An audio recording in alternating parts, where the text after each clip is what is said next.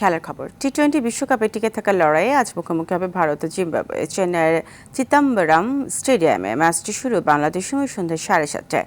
Super 8-এ নিজেদের প্রথম ম্যাচে দুই দলই হেরেছে বড় ব্যবধানে, ফলে সেমিফাইনালের আশা বাঁচিয়ে রাখতে বড় ব্যবধানের জয় পেতে হবে দল দুটোকে।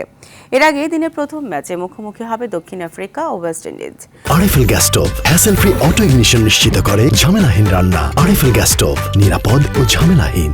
ম্যাচটি শুরু বিকেল 3:30টায়। সুপার 8-এর প্রথম ম্যাচে প্রোটিয়ারা হারিয়েছিল স্বাগতিক ভারতকে, আর ক্যারিবীয়দের শিকার হয়েছিলেন উঠতে থাকা জিম্বাবুয়ে। এই ম্যাচে জয় পেলেই নিশ্চিত হবে সেমিফাইনাল, হারলে মেলাতে হবে যদি কিন্তর হিসাব।